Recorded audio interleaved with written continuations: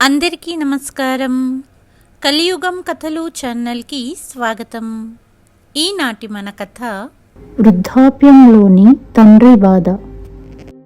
శ్రీమతి గారు, తీసుకోండి. ఈరోజు నేను నీ కోసం టీ తీసుకొచ్చాను. ఈ సూర్యోదయం వేళ చల్లటి గాలిలో ఇద్దరం కలిసి టీ తాగుదాము. మనం చాలా సంవత్సరాల క్రితం ఎలాగైతే కాసేపు సమయాన్ని గడిపేవాళ్ళమో అలాగా అన్నాడు రామకిషోర్. ఏంటండి మీరు ఈరోజు కలిసి టీ తాగే అలవాటేంటి కొత్తగా? ఇద్దరు కోడళ్ళు లేచే టైం అయింది. చూసారంటే ఈ వయసులో ఏమనుకుంటారు అన్నది కవితాదేవి. అదే శ్రీమతి గారు, మర్చిపోయారనుకుంటా, ఈవేళ మన పెళ్లి రోజు. మీతో కలిసి టీ తాగడం నా హక్కు. వయసు పైపడితే ఏమైంది? మనం భార్యాభర్తలం. నా భార్యతో కాస్త ఏకాంత సమయం గడపలేనా? ఇలా మాట్లాడుతుండగానే కవితాదేవి ముఖంలో నవ్వు ఆగిపోయింది. మరుక్షణంలోనే పెద్ద వర్షం. బయట ఆరేసి ఉన్న దుప్పటి మరియు బట్టలు తడిసిపోతాయేమో అని అన్నీ లోపలికి తీసుకురావడం మొదలుపెట్టాడు రామకిషోర్. పాపం వయసు పైబన్నవారు కదా, పరిగెత్తలేక మెల్లమెల్లగా అన్ని ఇంటి లోపలికి సర్దారు. బాగా తడిసిపోయారు. ఇక రామకిషోర్ గారికి ఒకటే ఆలోచన. ఉన్నది రెండు జతల బట్టలు, అందులో ఒక జత తడిసిపోయాయి, ఇంకొకటేమో నిన్న రాత్రి ఉతికి ఆరేశాను, వర్షంలో తడిసిపోయింది. అలా ఆలోచిస్తూనే మెట్లు దిగుతూ కింద ఇంట్లో ఉన్న చిన్న కొడుకు ఇంట్లోకి వచ్చాడు. అయితే రామకిషోర్ అలాగే తడిసిన బట్టలతోనే కుర్చీలో కూర్చున్నాడు. బట్టలు తడి అవ్వడం వలన వణకడం ప్రారంభించాడు. అంతలో చిన్న కోడలు పిల్లల కోసం వంట చేస్తున్న శబ్దం విని కోడలిని, ఒక కప్పు టీ ఇస్తావా? చాలా చలిగా ఉంది. అలాగే నా కోసం సుమిత్ పైజామా కుర్తా ఒకటి ఇవ్వు, నా బట్టలు బాగా తడిసిపోయాయి అని అడిగాడు. మామయ్య గారు, అమ్మాయికి స్కూల్ టైం అవుతుంది, అలాగే మీ అబ్బాయి ఆఫీస్ కూడా వెళ్ళాలి, వాళ్ళని పంపించాక ఇస్తాను అన్నది. కానీ సమయం 10 గంటలవుతుంది. తడిసిన బట్టలు కూడా ఆరడం మొదలయ్యాయి. కానీ కోడలు మాత్రం రాలేదు. మనవడు ఆడుకుంటుండగా వాడితో కూడా కబురు పెట్టించాడు. తాతయ్య గారు, అమ్మమ్మతో ఫోన్లో మాట్లాడడం అయ్యాక టీ ఇస్తానన్నది. అలా ఎదురు చూస్తూనే గంట గడిచిపోయింది. అది 1 సంవత్సరం ముందటి మాట. రామకిషోర్ మరియు కవితాదేవి 40వ పెళ్లి రోజు. ఆ రోజు ఇద్దరూ భగవంతునికి ఇంత మంచి ఫ్యామిలీ ఇచ్చినందుకు ధన్యవాదాలు తెలుపుకున్నారు. కానీ పాపం వాళ్ళ దిష్టి వాళ్ళకే శాపమైనట్లు కవితాదేవికి డెంగ్యూ అనే వ్యాధి సోకి మరణించింది. నువ్వు ఎక్కడికి వెళ్ళావు కవిత? నన్ను ఒంటరి చేసేశావు. అలా ఆలోచిస్తూ పాపం రామకిషోర్ భార్యను గుర్తు చేసుకుని కళ్ళల్లో నీళ్లు తిరిగాయి. ఇంతలో చిన్న కోడలు బయటికి వచ్చింది. కిచెన్లోకి వెళ్ళి టీ పెట్టి వాళ్ళ మామయ్య ముందు తెచ్చిపెట్టింది. ఒక్క గుట్కే తాగాడో లేదో పాపం. మళ్ళీ అదే వేడి నీరు ఇచ్చింది. రోజు అడుగుతాను, కొంచెం అల్లం సోంపు టీ పొడి వేసి టీ ఇవ్వమ్మా, లేదా తులసి 2 ఆకులు వేసి ఇవ్వు, చాలు, నా మనసుకు తృప్తి ఉంటుంది. అసలు నా మాటకు లెక్కలేదు కదా. అందులోనూ పంచదార చాలా వేస్తుంది. అసలే డయాబెటిక్ పేషెంట్ని. ఎన్నిసార్లు చెప్పను పంచదార తక్కువ వేయమని. ఇక పాలైతే 1 స్పూన్ వేస్తుంది. అస్సలు రుచి లేదు. ఉదయం బ్రేక్ఫాస్ట్ ఎలాగూ లేటుగానే ఇస్తుంది. ఈ టీతో పాటు కొంచెం బిస్కెట్ లేదా బ్రెడ్ అయినా ఇస్తే కడుపు నింపుకుంటాను కదా. ఆలోచిస్తూ కళ్ళల్లో నీళ్లు తిరిగాయి. టీతో పాటు కన్నీళ్లను కూడా మింగేస్తున్నాడు. చెప్పి కూడా ఏం ప్రయోజనం లేదు అని చెప్పకుండా నిశ్శబ్దంగా తనలో తానే బాధపడ్డాడు. రామకిషోర్ గారికి 2 కొడుకులు, ఇద్దరికీ పెళ్లిళ్ళయ్యాయి. భార్య మరణం తర్వాత ఆస్తి పంపకాలు చేసుకున్నారు. పై పోషన్లో చిన్న కోడలు చిన్న కొడుకు, అలాగే కింది పోషన్లో పెద్ద కొడుకు పెద్ద కోడలు ఉంటున్నారు. ఏదైతే రామకిషోర్ మరియు కవితాదేవి రూమ్ ఉండేదో అది కూడా పెద్ద కోడలు పిల్లల బొమ్మలతో నింపేసింది. మామయ్య గారు, ఇంత పెద్ద రూమ్ ఒక్కరికే ఎందుకు అని డాబా మీద ఉన్న చిన్న రేకుల రూమ్లో ఉండమన్నారు. ఇలా 2 కొడుకులు ఒంటరిగా ఉండమని చెప్పకనే చెప్పారు. దానికి తోడు 2 కొడుకులు తండ్రి బాధ్యతను కూడా పంచుకున్నారు. వేసవి కాలంలో నాన్న రూమ్ బయట పడుకుంటాడు. చలికాలంలో రూమ్లో ఉన్న ఆ చిన్న మంచం మీద పడుకుంటాడు. ఎప్పుడు ఒకరంటే ఒకరికి గిట్టని కోడళ్ళు అత్తగారి మరణం తర్వాత కలిసిపోయి రామ్ కిషోర్ గారికి అస్సలు మర్యాద ఇవ్వడం లేదు. భార్య మరణించిన 15 రోజులు కాకముందే ఇలా అన్ని విడివిడిగా చేయడం రామ్ కిషోర్ కు చాలా బాధ అనిపించింది. 3 పూటల భోజనం సమానంగా పంచలేము కాబట్టి ఇద్దరి కోడలు కలిసి 2 పూటల భోజనం మాత్రమే ఇవ్వాలి అని వాటాలు పంచుకున్నారు. ఉదయం టీ మరియు మధ్యాహ్న భోజనం చిన్న కోడలు, సాయంత్రం టీ మరియు రాత్రి భోజనం పెద్ద కోడలు ఇచ్చేవారు. చిన్న కోడలు ఎప్పుడు కూడా ఫోన్లోనే వాళ్ళ అమ్మతో మాట్లాడుతూ బ్రేక్ఫాస్ట్ మరియు భోజనం ఆలస్యం చేసేది. ఒక్కొక్కసారి ఆకలితో కోపగించుకునేవాడు. దానికి చిన్న కోడలు ఇంకా 4 మాటలు చెప్పేది. కొంచెం కూడా మామగారి వయసుకు కూడా మర్యాద ఇచ్చేది కాదు. ఇక పెద్ద కోడలైతే 2 రోటీ చేయడానికి కూడా విసుక్కునేది. ఆ కొంచెం తిండితో కడుపు నిండేది కాదు రామ్ కిషోర్ గారికి. ఆకలితో రామ్ కిషోర్ ఏదన్నా అన్నా కూడా తిరిగి కోడళ్ళు 4 మాటలు వినిపించేవారు. ఈ వయసులో కొంచెం తక్కువ తినాలి, మీరు మంచాన పడితే చేయడం మా వల్ల కాదు, తిరుగుతూనే పోయారంటే బాగుంటుంది అని మాట్లాడేవారు.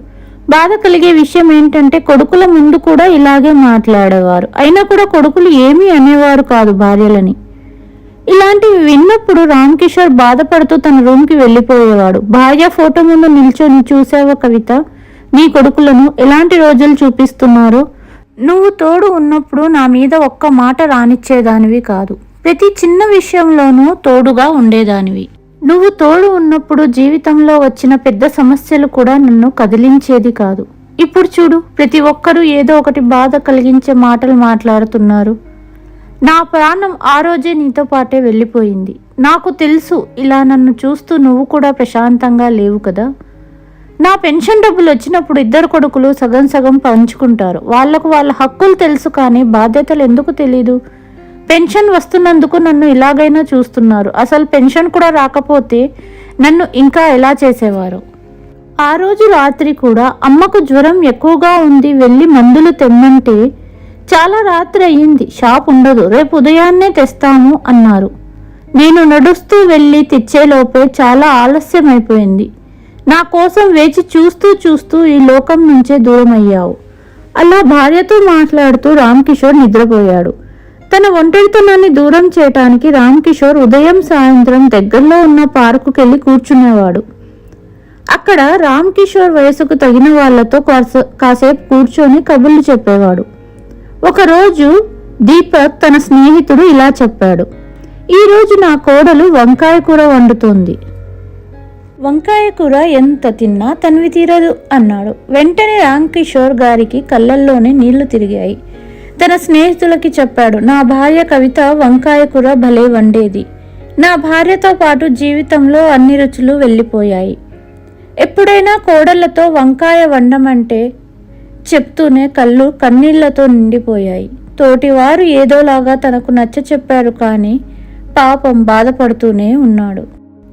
అంతలో దీపక్ అన్నాడు, అరే రామ్ కిషోర్, ఈరోజు నువ్వు నాతో మా ఇంటికి వెళ్దాం పదా, ఇద్దరం కలిసి భోజనం చేద్దాం అన్నారు. రామ్ కిషోర్ వద్దన్నా కూడా దీపక్ వినకుండా తనతో భోజనానికి ఇంటికి తీసుకెళ్లాడు. 2 రోజులు గడిచిన తర్వాత పెద్ద కోడలు రామ్ కిషోర్ గారి రూమ్ ముందు నిలబడి గట్టిగా కేకలు వేస్తుంది. మామయ్య గారు, మా పరువు అంతా తీసేశారు, సిగ్గు రాలేదా ఇలాంటి పని చేయడానికి? మేము గుర్తు రాలేదు సరే, మీ కొడుకులు అయినా గుర్తు రాలేదా? రామ్ కిషోర్ గారికి ఏమీ అర్థం కాలేదు. కోడలు చెప్తున్న మాటలు వింటున్నాడు. ఏమైంది కోడలా, నేను ఏం చేశానని ఇంతలా అరుస్తున్నావు నా మీద? అబ్బో, ఏమీ తెలియనట్లు ఎలా యాక్ట్ చేస్తున్నారు మీరు? ఇప్పుడే పని మనిషి జరిగినదంతా చెప్పింది. మీరు మొన్న దీపక్ గారి ఇంటికి భోజనానికి వెళ్ళారటగా. ఇంతలో అక్కడికి చేరుకున్న చిన్న కోడలు, అక్కలాగే మీకేం తక్కువ చేశామని అందరిళ్లలో భోజనం అడుక్క తింటూనే ఉన్నారు కదా. అసలు నేను ఎంత పెద్ద కుటుంబం నుంచి వచ్చానో తెలుసా?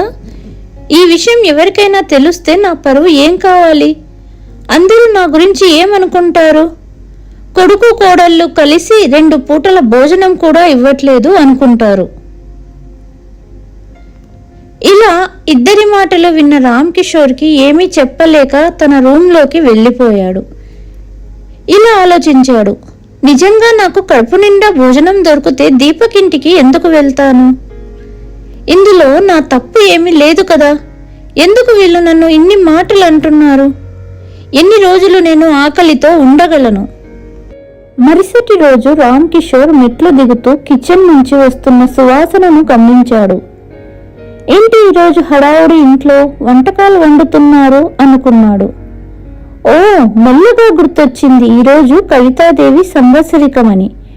ఈరోజే తన భార్య శాశ్వతంగా వదిలి వెళ్ళిపోయింది అని. అందుకే తనకిష్టమైన వంటలన్నీ తయారు చేస్తున్నారు అనుకున్నాడు. బంధువులు, చుట్టుపక్కల వాళ్ళని కూడా పిలిచారు. రామ్ కిషోర్ చిన్న కోడలతో ఒక కప్పు టీ ఇవ్వమ్మా అన్నాడు. మామయ్య గారు, ఈరోజు కిచెన్లో చాలా పనులున్నాయి అని చెప్పి వెళ్ళిపోయింది. అలా ఒక గంట గడిచాక ఆకలి భరించలేక పెద్ద కోడల్ని పిలిచి, చాలా ఆకలిగా ఉంది, ఉదయం నుంచి టీ కూడా తాగలేదు, 2 బ్రెడ్ ముక్కలు ఇవ్వమ్మా అని అడిగాడు. అక్కడ కూర్చొని పూజారి కోసం ఎదురు చూస్తున్న పెద్ద కొడుకు, ఏంటి నాన్న, మీకు అర్థం కావట్లేదా? ముందు పూజారి గారికి దక్షిణ ఇవ్వనివ్వండి, తరువాతే ఏదైనా అని గసిరాడు. కాని బాబు, ఇప్పుడే మీరు పిల్లలకు తినిపించారు కదా, నేను ఒక కప్పు టీయే అడిగాను అంతే అన్నాడు రామ్కిషోర్. అక్కడే అమ్మ ఫోటోకి పూలమాల వేస్తున్న చిన్న కొడుకు, ఏంటి నాన్న ఇప్పుడు ఎప్పుడు ఏదో ఒక కంప్లైంట్ ఇస్తుంటావు, పిల్లలకు తినిపిస్తే ఏమైంది అని గట్టిగా గసిరాడు. కానీ ఇప్పటి వరకు ఎవ్వరూ రామ్కిషోర్కు భోజనం ఇవ్వలేదు. పాపం ఇలా అనుకున్నాడు, ఈ విధి చూడు ఎంత విచిత్రమో, బ్రతికి ఉన్న మనిషిని ఎవ్వరూ పట్టించుకోరు. మా మధ్యలో లేని వాళ్ళ కోసం ఏవేవో వంటకాలు చేసి పూజారులకు, బంధువులకు తినిపిస్తారు. కాసేపటికి 11 మంది పూజారులు వచ్చి చేయవలసిన కార్యక్రమం అంతా చేసి దక్షిణ తీసుకుని వెళ్ళిపోయారు. ఇంటికి వచ్చిన బంధువులు, చుట్టుపక్కల వాళ్ళు కూడా భోజనాలు చేస్తున్నారు. ఇలా ఆలోచిస్తూ రామ్కిషోర్ గారికి కళ్ళల్లో నీళ్ళు ఆగట్లేదు. ఇంతలో చిన్న కొడుకు ఒక పళ్ళెంలో భోజనం తెచ్చాడు. చేతిలో భోజనం పెట్టి, ఇంట్లో అందరూ బంధువులు ఉన్నారు, వాళ్ళ ముందు ఇలా ఏడుస్తూ మా పరువు తీయకండి, ఈ ఏడుపేదో మీ రూమ్లో ఏడవండి అని గసిరాడు. బాధలో ఉన్న రామ్కిషోర్ ఇక భరించలేకపోయాడు. తన చేతిలో ఉన్న ప్లేట్ కొడుకు చేతిలో పెట్టి, ఇలాంటి అవమానకరమైన భోజనం నాకొద్దు, నేను కూడా నా భార్యతో పాటు మరణించి ఉంటే బాగుండేది అనుకుంటున్నాను అన్నాడు. ఇంత అవమానకరమైన జీవితం ఒక జీవితమేనా? ఛీ అని గట్టిగా అరిచాడు. ఇలా రామ్కిషోర్ అరవడం కొడుకు, కోడళ్లకు చాలా కోపంతో చూస్తున్నారు. కానీ రామ్కిషోర్ ఈరోజు నిశ్శబ్దంగా కూర్చోలేకపోయాడు. చెప్పటం ప్రారంభించాడు. 2 కొడుకులు ఉండి కూడా నాకు కడుపు నిండా భోజనం పెట్టరు. సరే అని నా ఫ్రెండ్ ఇంటికెళ్ళి ఒకే ఒక రోజు అన్నం తిని, అది కూడా తప్పులాగే మీ పిల్లలు నన్ను తిట్టారు. ఇప్పటికీ ఆ మాటలు గుచ్చుకుంటున్నాయి. నిజంగా ఆ రోజు నేను చాలా ఆకలితో ఉన్నాను, అందుకే ఫ్రెండ్ ఇంటికి తినడానికి వెళ్ళాను. ఈ మాట విన్న 2 కొడుకులు, మేము ఉండి కూడా నాన్న ఇంకోరింట్లో భోజనం కోసం వెళ్ళడమా? రామ్కిషోర్ కోడళ్ల వైపు చూస్తూ, ఎప్పుడైనా నా ఇష్టమైన భోజనం వండారా మీరు? టైంకు ఎప్పుడైనా భోజనం పెట్టారా మీరు? నిజంగానే నేను ముసలివాడిని అయ్యాను, కానీ నా మనసు ఇప్పటికీ ఇష్టమైన భోజనం తినాలని కోరుకోవడం తప్ప? మీరు మీ పిల్లలకు ఇష్టమైన ఆహారం ఇస్తారు, వాళ్లకు ఇష్టమైన బొమ్మలు కొంటారు, మరి నా గురించి ఎప్పుడు ఆలోచించారా? ఇష్టం లేని ఆహారం రోజు తింటూ మీ పిల్లలు తిడుతుంటే మాట్లాడక అలా భరిస్తూ వచ్చాను. కడుపు నింపుకోవడానికి టీ అడిగితే వేడి నీళ్లు తెచ్చి నా ముఖం మీద వేస్తారు. ఏదో నా మీద భారంతో నన్ను పోషిస్తున్నారు. కడుపు నిండా భోజనం తిని సంవత్సరం అయ్యింది. నా పెన్షన్ డబ్బులు మీకే ఇస్తాను కదా, మీరు ఏమీ ఊరికే నాకు తిండి పెట్టట్లేదు. 3 పూటలా భోజనం తినడం నాకు ఈ వయసులో అవసరం కదా. ఒక విషయం చెప్తున్నాను వినండి. మీరు మీ అమ్మగారికి సంవత్సరికం బాగా చేశారు, కానీ నా కోరిక ఒకటి తప్పకుండా పాటించండి. నా మరణం తర్వాత నా సంవత్సరికం శ్రద్ధాంజలి చేయటం లాంటివి చెయ్యొద్దు. ఈ మాట అంటూ రామ్కిషోర్ ఏమీ మాట్లాడలేకపోయాడు. ఏడుస్తూ అలా ఉండిపోయాడు. ఇన్ని మాటలు విన్న కొడుకులు, కోడళ్ళు సిగ్గుతో అందరి ముందు తల వంచుకున్నారు.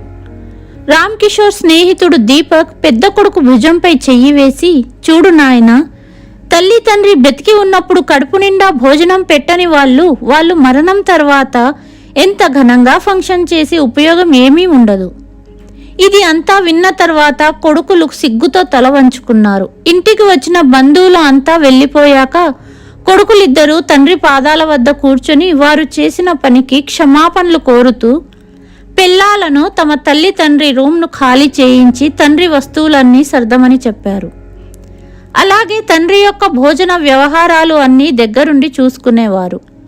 ఆ రోజు నుండి రామ్ కిషోర్ తన డబుల్ బెడ్ మీద టీవీ చూస్తూ మనవళ్ళు మనవరాళ్లతో తన రూమ్లో ఆడుకుంటూ బలమైన ఆహారం తింటూ సంతోషంగా గడపసాగారు. కథ కనుక నచ్చినట్లయితే please like, share and subscribe to కలియుగం కథలు. మరి ఒక కథతో మళ్ళీ మీ ముందుకు వస్తాను. అంతవరకు సెలవు.